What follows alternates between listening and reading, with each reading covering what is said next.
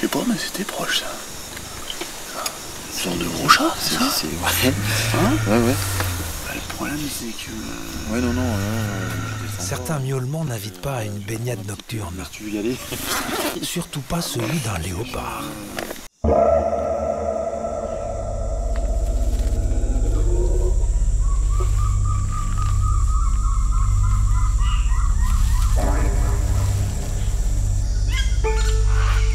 Entrer dans la forêt tropicale pour la première fois, c'est marcher sur la pointe des pieds. Un frisson d'appréhension à chaque pas. Tant de créatures sont forcément là, invisibles. Il faut donc commencer par laisser de côté ces fantasmes, se dompter soi-même et se laisser apprivoiser par la forêt. Voilà des semaines que je suis au cœur de la forêt des pluies, l'autre nom de la forêt tropicale humide. Un grand monde vierge encore présent sur plusieurs continents. Un monde jamais altéré par l'homme, fascinant, d'une diversité inimaginable. C'est dans cet écrin luxuriant aux arbres immenses que je pars filmer des animaux que personne n'attendrait ici. Des éléphants. Mais l'attente de ces grands pachydermes va surtout me permettre de raconter l'histoire de cette forêt unique. Les images de ce film, qu'elles soient tournées au Pérou, en forêt amazonienne, ou au Gabon, en Afrique équatoriale, participent de cette seule et même histoire.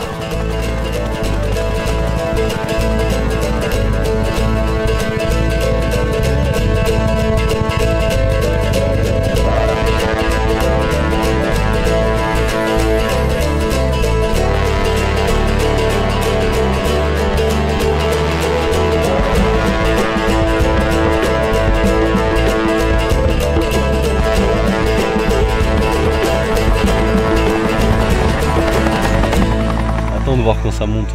Mon nom est Jérôme Bouvier. Je suis caméraman, spécialisé dans les prises de vue d'animaux sauvages. Voilà 20 ans que j'ai le bonheur de filmer les sites les plus préservés de la planète. Mais la forêt des pluies était encore pour moi un mystère. Dans le cadre du nouveau film de Luc Jacquet, le réalisateur de La Marche de l'Empereur, je vis depuis près de 4 mois au cœur de cette jungle. Et j'y fais des rencontres exceptionnelles.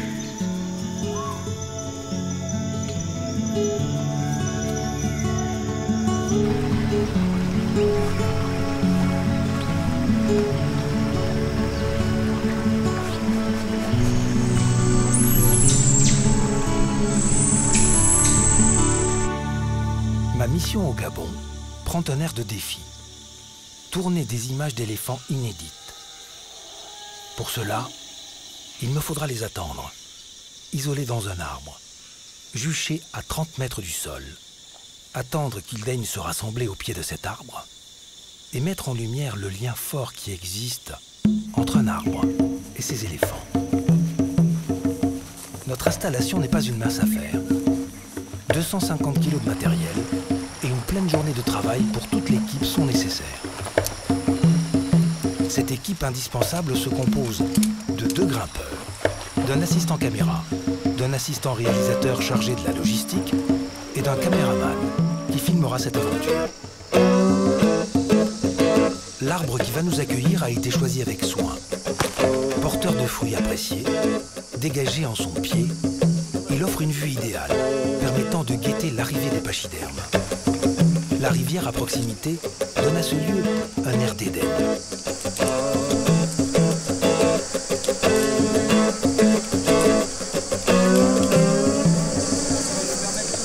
Mais l'endroit n'est pas inhabité. Des milliers de minuscules abeilles viennent à notre rencontre. Par bonheur, elles sont inoffensives. Si on peut nous monter une moustiquaire ou 2, c'est un impair ici.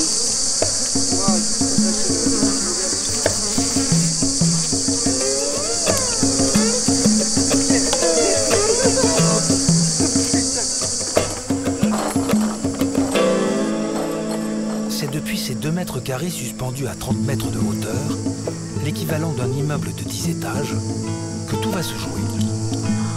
Nous prévoyons de ne pas descendre à terre pendant plusieurs jours. Tout le matériel de tournage Tout notre équipement de vie est censé tenir sur cette plateforme. Une gageure.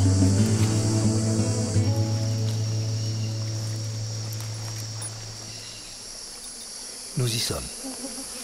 Avec Ben, mon équipier, nous emménageons dans nos 2 mètres carrés avec vue. Nous ne quitterons la plateforme qu'une fois captées ces images. Des images uniques d'éléphants convergeant au pied de notre arbre pour y déguster ses fruits. Ils sont là, au-dessus de nos têtes, et commencent tout juste à mûrir. Eux seuls conditionnent la venue des pachydermes. Car voici la clé de cette histoire.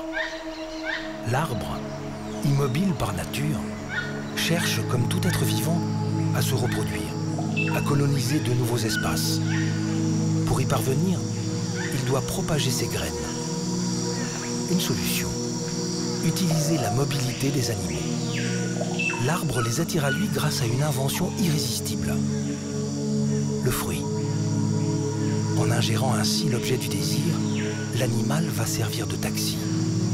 Tel un chauffeur insouciant à qui le client n'aurait pas donné d'adresse, l'animal va transporter dans son système digestif la graine cachée à l'intérieur du fruit.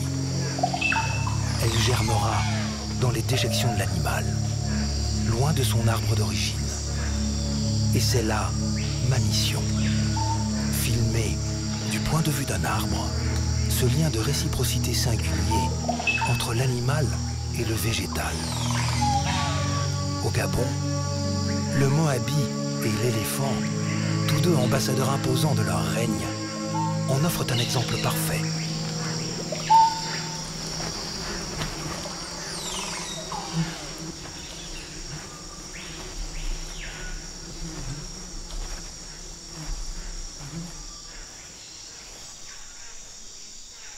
Même après avoir passé de nombreuses semaines dans la jungle, chaque nouveau décor nécessite un temps d'adaptation.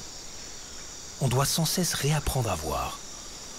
Le paysage est tellement complexe que dans un premier temps, le regard se perd, se noie. Au fil des heures, des jours, il parvient à se fixer et devient peu à peu capable de percevoir des détails de plus en plus subtils.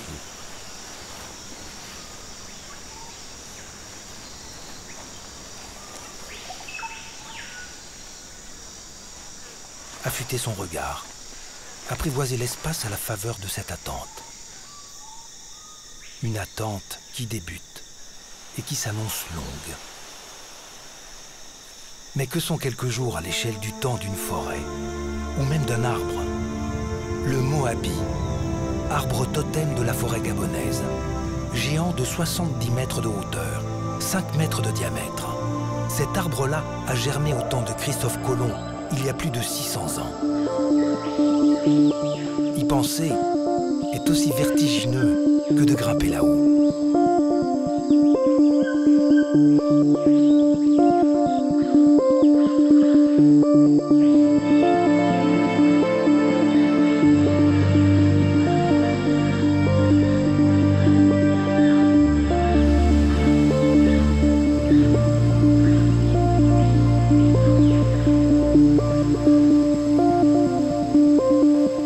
Le vertige, qu'il soit physique ou temporel, est le cadet des soucis des mangabais à joues grises.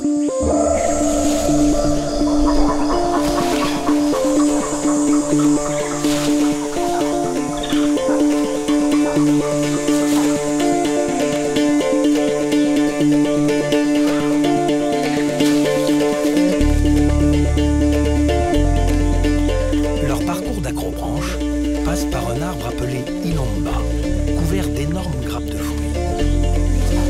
À la différence des éléphants, les singes vont disperser les graines de cet arbre sans avoir à les avaler. On pourrait les croire atteints d'une malformation. En fait, ils stockent dans leur bajou les graines du fruit, recouverts d'une peau charnue rose bonbon, qu'on appelle arille. C'est cela qui les intéresse. Ils dévorent cette arille comme une véritable friandise.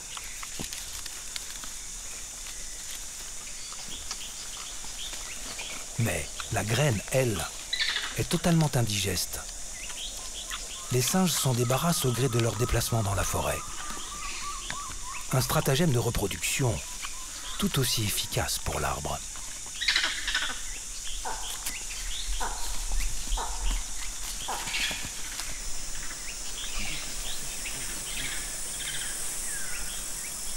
Ce premier jour est à peine terminé et déjà des doutes viennent perturber mon repas. Avons-nous choisi le bon arbre? Les éléphants vont-ils venir de nuit, de jour, avec la bonne lumière?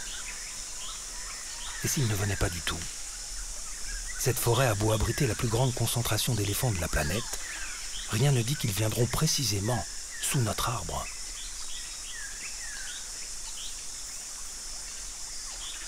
Je les ai croisés pour la première fois il y a quelques semaines. Et ce fut aussi bref qu'intense. Les éléphants de forêt ressemblent à s'y méprendre à ceux des savanes. Ils sont simplement un peu plus petits. 5 tonnes, au lieu de 5 tonnes et demie. Une bagatelle. Ce n'est qu'en 2001 que les chercheurs ont découvert que ces deux espèces étaient distinctes. J'ai toujours été surpris par leur capacité à se rendre invisibles et silencieux, même lorsqu'ils se déplacent par dizaines entre les arbres. Ils m'impressionnent.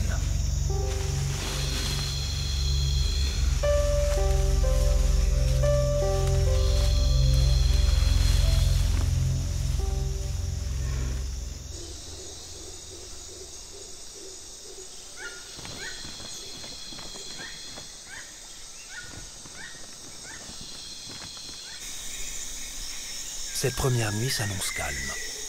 Aucun insecte en vue. Je m'endors en écoutant la chorale d'un monde qui, lui, s'éveille.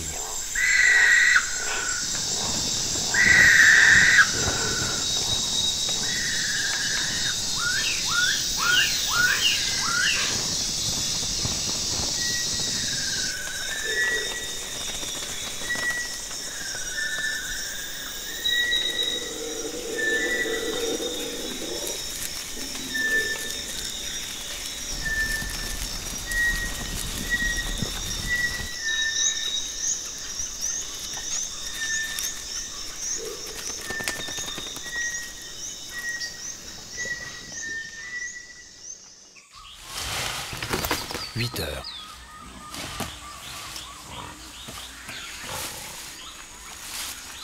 Fausse alerte. Nos visiteurs ne sont pas des éléphants, mais des potamochères, le sanglier des forêts africaines, aussi discret qu'une fanfare brésilienne.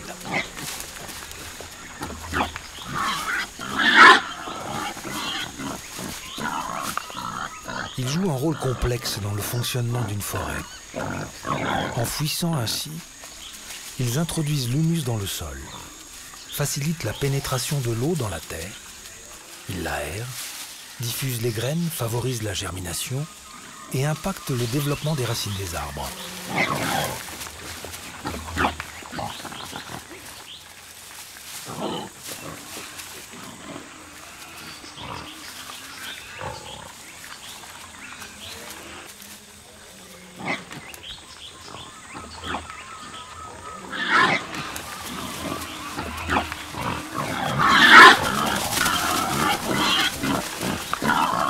Ont-ils décelé notre présence? Sommes-nous assez discrets connaissant la sensibilité de ces animaux? Allons-nous réussir à déjouer la méfiance des éléphants que nous attendons? La vie au sol est pourtant minoritaire dans cette forêt. Tout se passe là-haut, au niveau de la canopée, la couche supérieure de la forêt, là où la cime des arbres rencontre l'atmosphère, où rien ne limite le développement de la vie.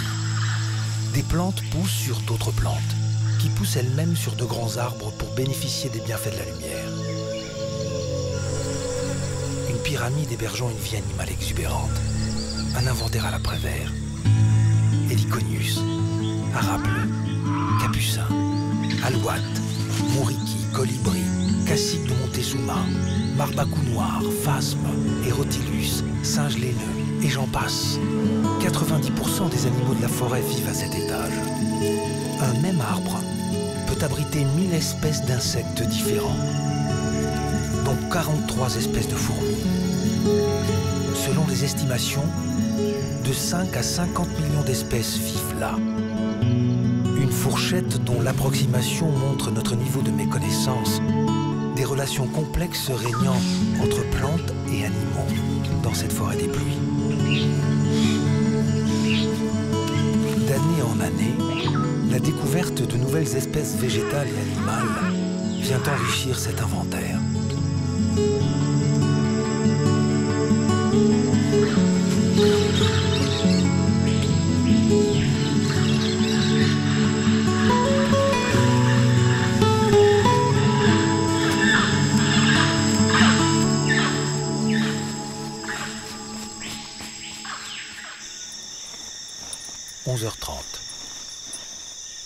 Voilà 26 heures que nous nous trouvons sur cette plateforme, à l'écoute du moindre bruissement de feuilles.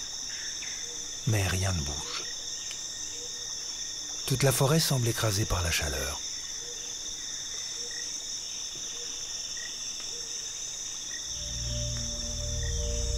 Dans cette exubérance, certains arbres se distinguent par leur odeur surprenante, totalement décalée, évoquant le fumet d'une soupe chinoise, ou même des émanations de peinture fraîche. Par leur aspect étonnant, d'autres arbres rappellent une histoire révolue, tel celui-ci dont les épines empêchaient jadis des paresseux géants, espèce aujourd'hui éteinte, de se régaler de ses feuilles. Et que dire de la prestance de ce figuier monumental, majestueux représentant d'une famille de 800 essences tropicales. 70 mètres de hauteur, une cathédrale.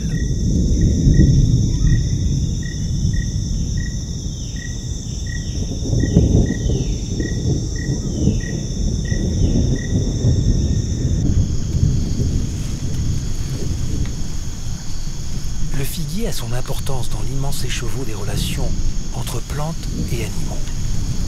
À la différence des autres fruits, les figues ne viennent jamais à manquer. Même minuscules, elles sont à même de nourrir le monde de la forêt. À la saison frugale, 3 variétés de figues nourrissent à elles seules 40% de la biomasse animale.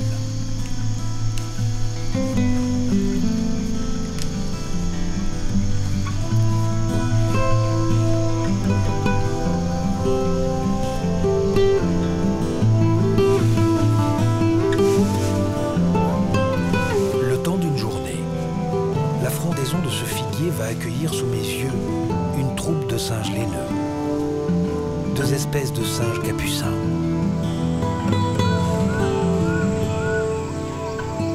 des tamarins, des tourterelles, des oiseaux chanteurs de toutes les couleurs, des pics, 2 espèces de perruches, des reines du camouflage. Tous vont servir Sa Majesté l'arbre en propageant ses graines bien au-delà du banc de ses racines.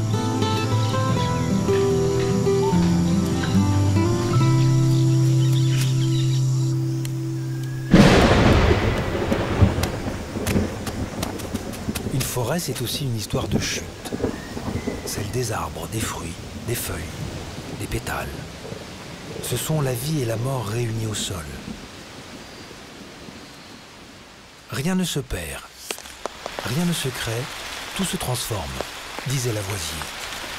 Dans cet éternel recommencement, la pluie tient le rôle principal. L'expression « forêt des pluies » prend alors tout son sens. Un tiers de ce déluge n'atteindra pas le sol et sera instantanément absorbé par la canopée. Tandis que la pluie qui la traverse pénètre très facilement dans la terre grâce au labeur essentiel du petit monde du sol.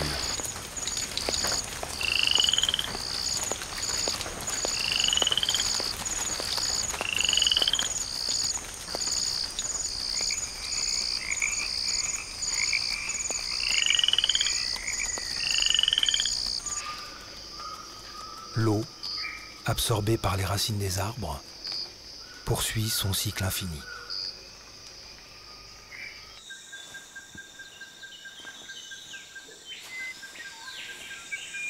Il est 14 heures en ce deuxième jour.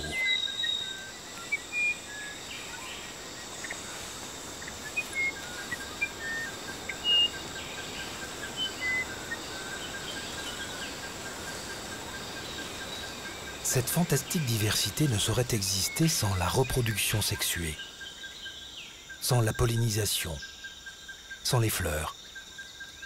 Et une fois encore, le lien qui existe entre la plante et l'animal peut s'avérer extrêmement fort.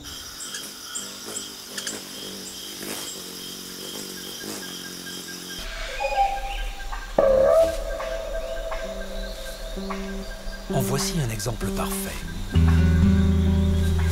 Des petits lutins sont apparus sur des fleurs de liane, à quelques mètres de nous. Des tamarins empereurs. Prêtes à être pollinisées, la fleur se gorge de nectar à la base de ses étamines et attire ainsi l'animal qui va se couvrir de pollen. Chevalier servant et non moins hédoniste, celui-ci lui offre sa mobilité. Lorsque les tamarins insouciants déposent le pollen sur les autres fleurs de liane, la reproduction sexuelle de la fleur est jouée. On appelle cela la zoogamie.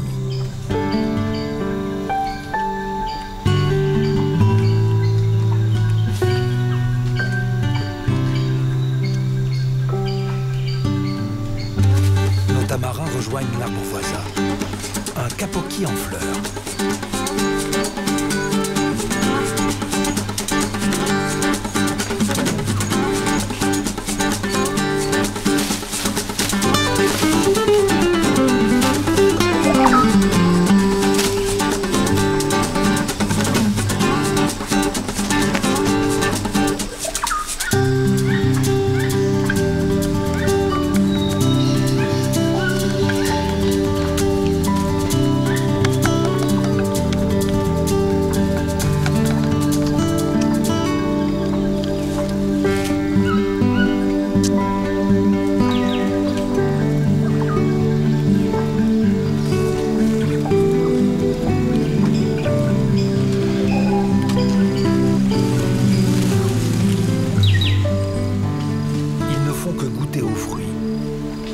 Disperser les graines. Aucun intérêt pour la plante.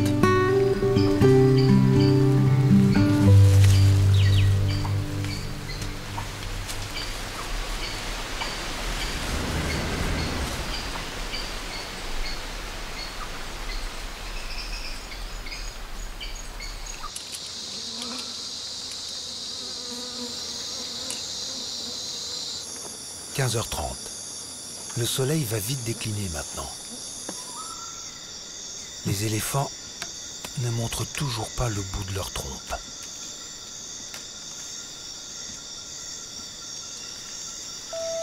Je cherche à discerner les créatures qui se cachent dans ce théâtre d'ombre et de lumière.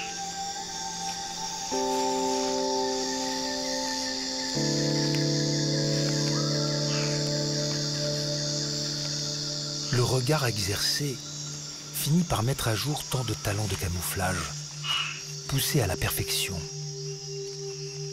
En scène, 3 acteurs. Le mime, le modèle et le dupé.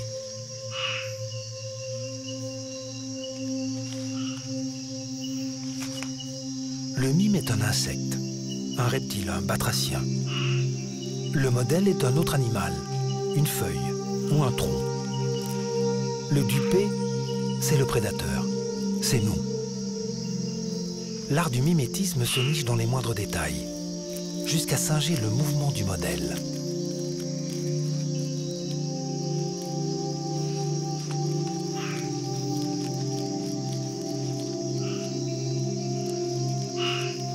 Les mantes religieuses imitent des feuilles, autant pour échapper à leurs prédateurs que pour duper leur proie. La simple feuille se fait dévoreuse d'insectes.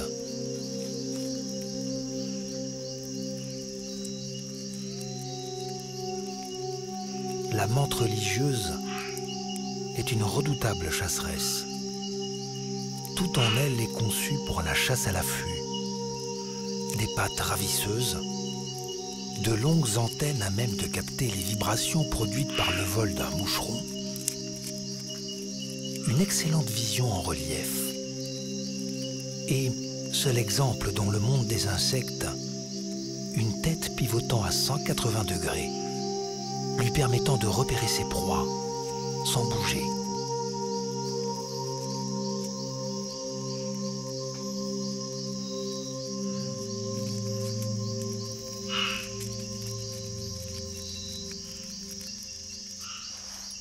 « 17 heures.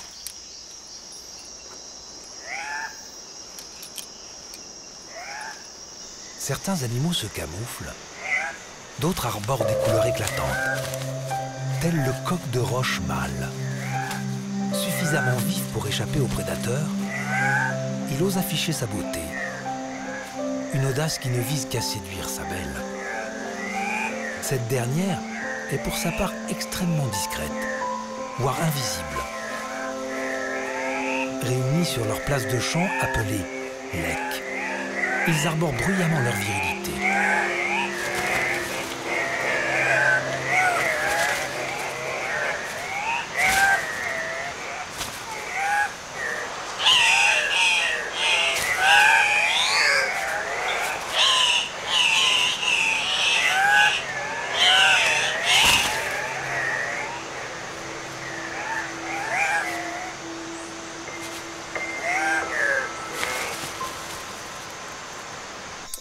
« 18h30. Nous décidons de descendre pour un brin de toilette dans le ruisseau, au pied de l'arbre. De quoi soulager la tension née de notre attente infructueuse. C'est quoi ça? Je sais pas, mais c'était proche ça. Une sorte de gros chat, c'est ça? Ouais. Hein? Ouais. Bah, le problème c'est que... Ouais, non. Certains miaulements n'invitent pas à une baignade nocturne. Tu veux y aller? Surtout pas celui d'un léopard. La flotte, en général, je suis pas fan quoi. Donc, Ah, mais attends, on va attendre un petit peu. mais j'ai l'impression... Là, il est pas encore... Attends, là, c'est juste là. Alors ça c'est la meilleure. Le bain attendra. Nous dormirons encore sales. Ben dans son hamac et moi sur la plateforme, les pieds dans le vide, faute d'espace. Les grimpeurs usent d'une magnifique expression pour nommer cette corde qui nous empêche de tomber. Ils l'appellent ligne de vie.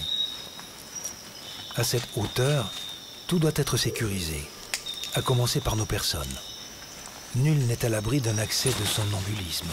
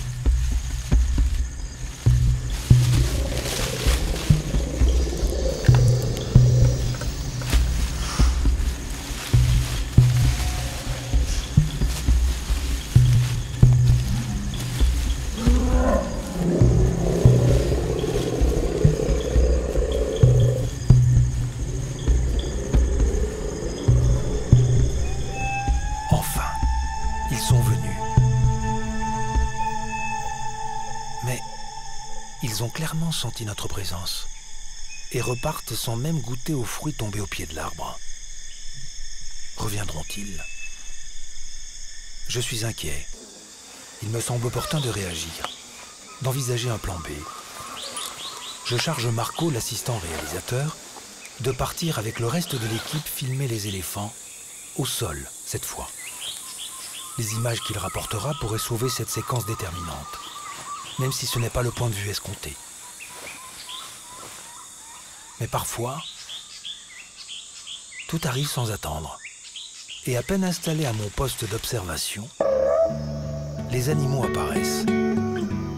Je repense à ma rencontre avec les singes hurleurs. Une rencontre silencieuse.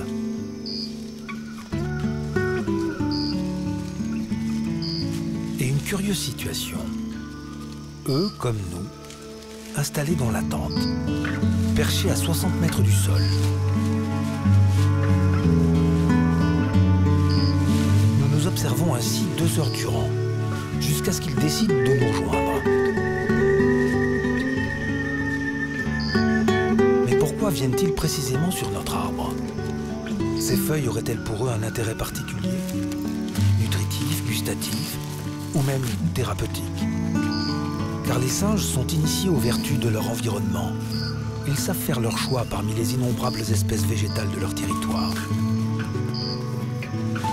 Et si l'attrait de cet arbre était simplement notre présence? Il me plaît de croire que ces animaux sont aussi curieux de nous que nous le sommes d'eux.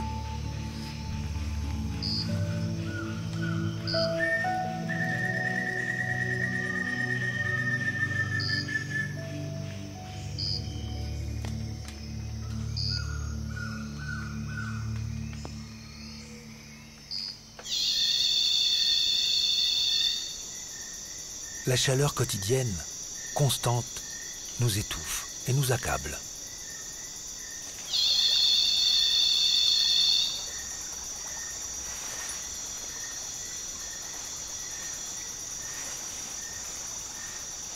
Après 3 jours passés sur cette plateforme, je rêve d'un bain.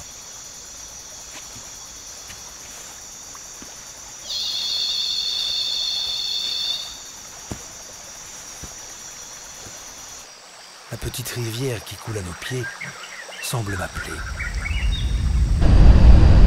L'eau vive, seule source de fraîcheur au cœur de l'étuve tropicale en cette saison sèche.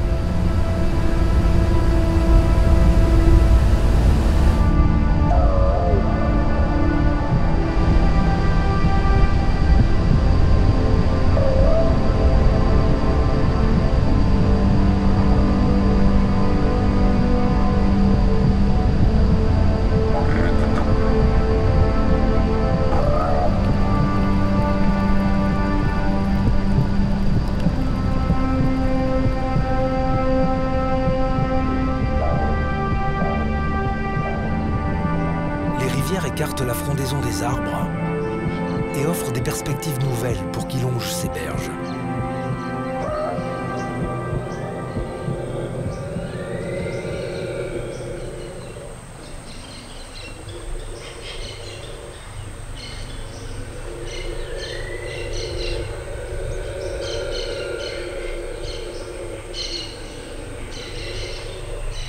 Le calme absolu de cette dérive au fil de l'eau peut parfois ouvrir les portes de l'un des jardins les plus secrets de la forêt. Une mère jaguar et son jeune de 2 ans. De réels accidents se mêlent aux croyances ancestrales et cautionnent le mythe de ce super prédateur, jusqu'à lui prêter des habiletés imaginaires. Sa méthode de pêche consisterait à agiter sa queue au-dessus de l'eau pour attirer les poissons. Il reste que son mode unique de prédation le distingue effectivement des autres félins, qui se contentent de saisir leur proie à la gorge pour les asphyxier. Le jaguar, lui, perfore le crâne de sa victime d'un coup de mâchoire.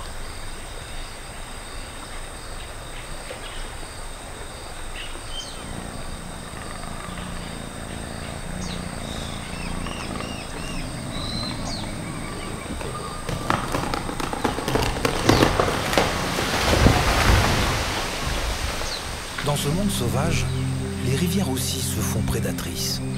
Elles érodent les berges et modifient sans cesse leur cours. Capricieuses, elles grignotent, dévorent la terre, implacablement. Rien ne leur résiste. Les arbres immenses chavirent parfois et tombent dans leur lit, À proximité d'une rivière, la forêt demeure éternellement jeune, tant elle est constamment remaniée. Elle n'atteint jamais les 700 ans requis pour devenir une forêt primaire.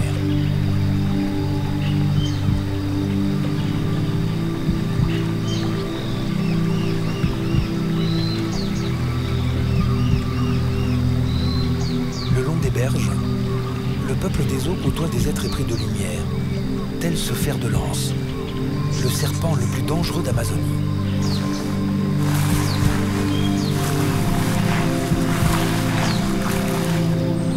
Et ces papillons, comptant parmi les 7500 espèces vivant dans cette jungle. Rivières, marais, trouées dans la canopée sont autant de lieux où les papillons aiment à se rassembler.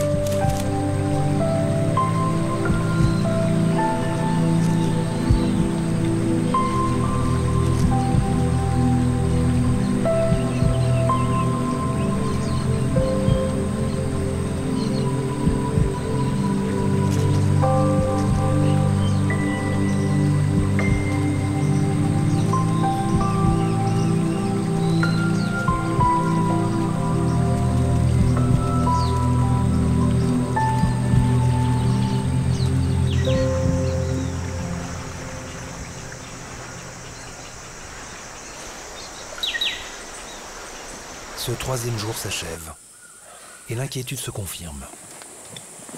Notre arbre est-il suffisamment attractif pour faire oublier aux éléphants toute méfiance à notre égard? Mais demain est un autre jour.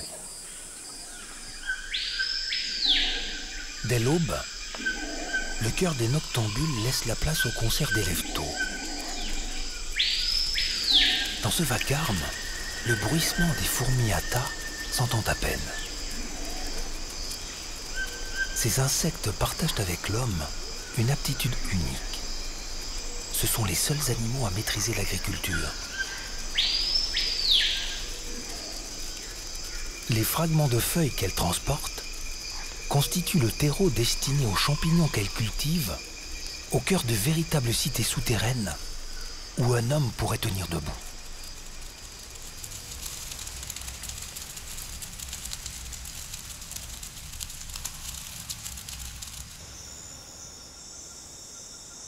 Marco est parti ce matin avec le reste de l'équipe. Il tente de retrouver les éléphants à quelques pas d'ici, dans des zones dégagées. Auront-ils plus de chance que nous? Ils devront être prudents. Les éléphants des forêts ont tendance à s'effaroucher et à charger si on les approche de trop près. Mais en terrain découvert, la prise de vue devrait être un jeu d'enfant. Enfin, j'espère.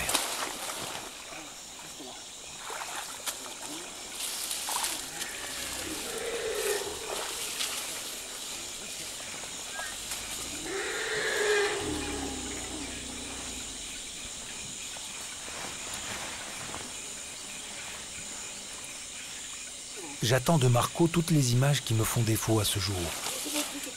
Éléphant pénétrant dans la jungle, gros plan de face, détails, œil, trompe, jambes en mouvement, défense, battement d'oreille.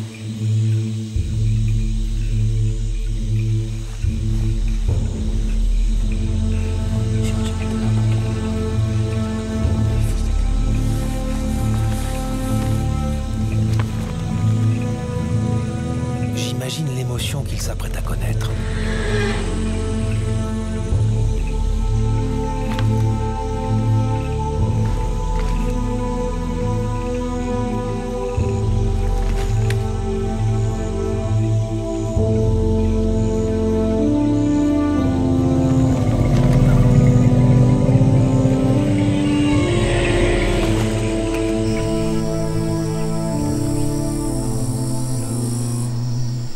Là-haut, sur la plateforme, ont eu le temps.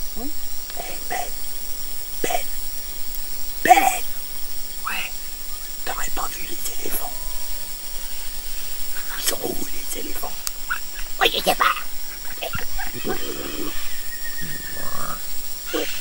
Ouais.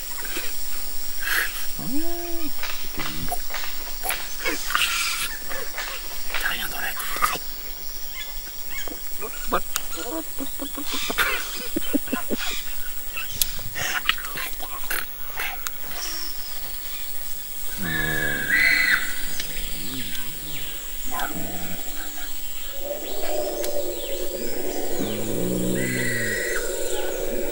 La nuit des morts.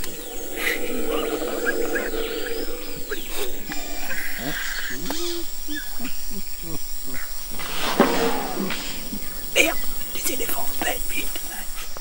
Tout finit par arriver quand on s'y attend le moins. Les éléphants reviennent. La mère et son petit. Ils semblent moins méfiants. Vont-ils venir au pied de l'arbre et parvenir jusqu'à nous?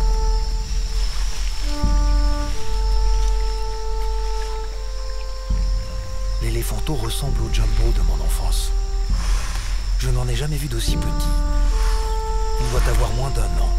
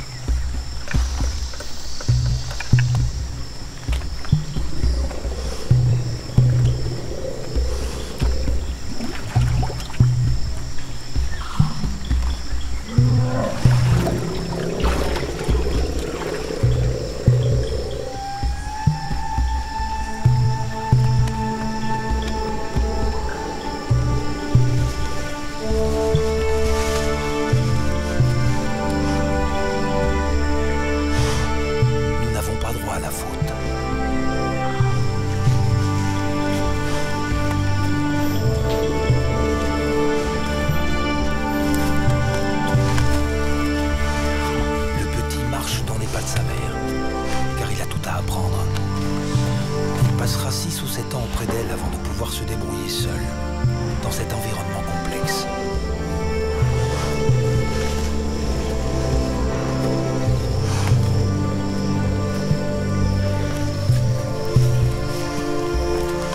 Des adolescents membres de la famille rejoignent la matriarche.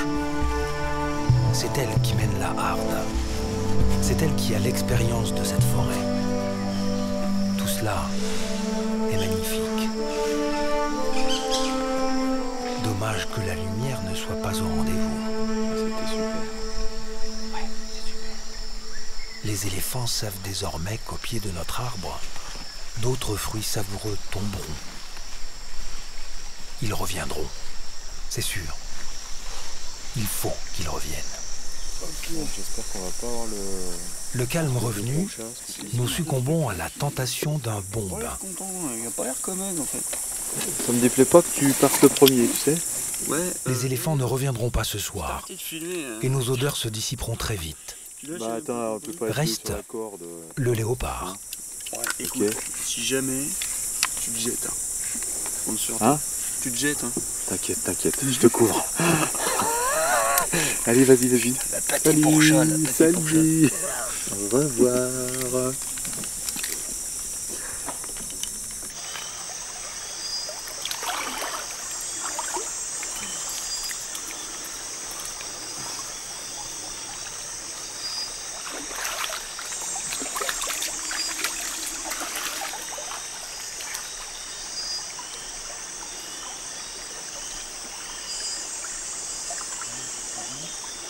Ouais.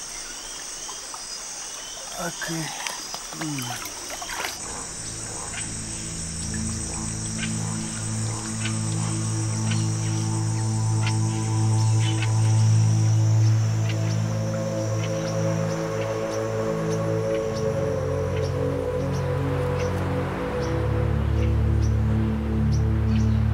Marco m'a prévenu par radio. Il tourne en ce moment même au pied d'un figuier dont les fruits jonchent le sol. Les éléphants sont à quelques mètres de lui. Il doit se faire tout petit. Être une feuille parmi les feuilles.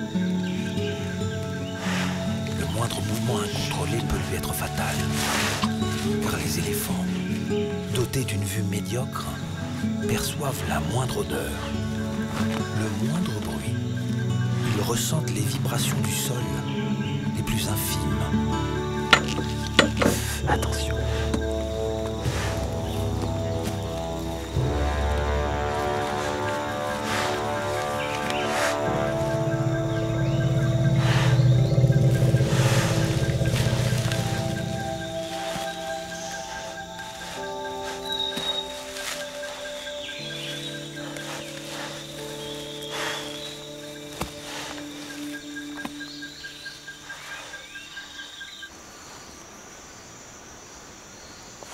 Notre attente de plus en plus fébrile est rythmée par la chute des fruits mûrs. Chaque impact au sol est une invitation lancée à l'éléphant.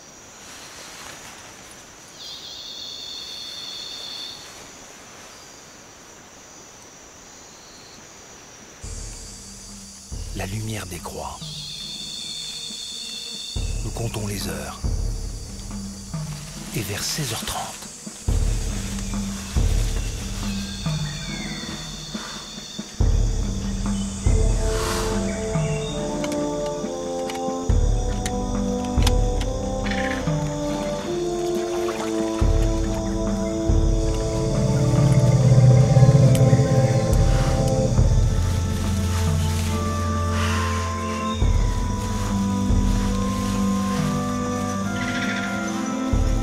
les éléphants convergent comme par magie, là où tombent les fruits.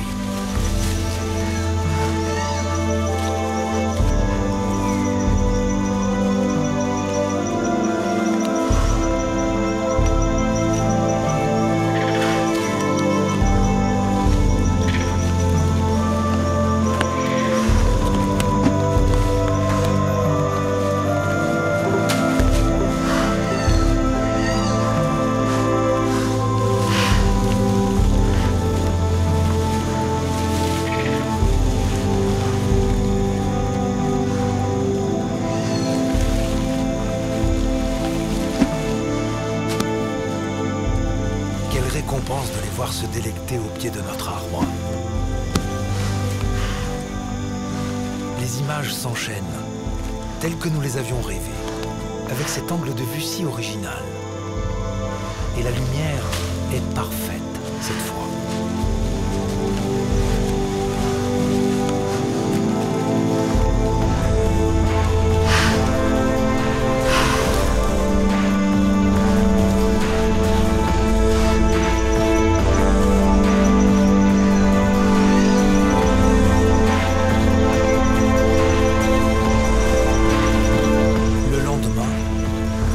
Rejoindre les éléphants au pied de l'arbre, afin d'enrichir la séquence par d'autres images au sol. Et j'ai enfin droit à mon tête-à-tête avec ces animaux sublimes.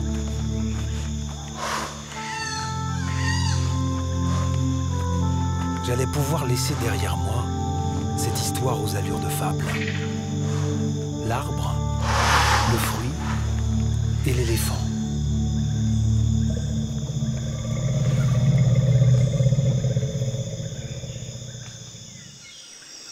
Dans la morale de cette histoire, il n'est pas de fruits défendus. La gourmandise n'est pas un péché. Elle est au service de la vie. Mon regard a changé. Avant d'aborder ce film, j'étais ébloui par le monde animal. Aujourd'hui, je le sais indissociable du monde végétal. En attendant les éléphants, j'ai appris à vivre au rythme d'une forêt, extraordinaire forêt des pluies, qui a consenti à me dévoiler les liens intimes, vitaux, infiniment complexes, unissant les êtres vivants.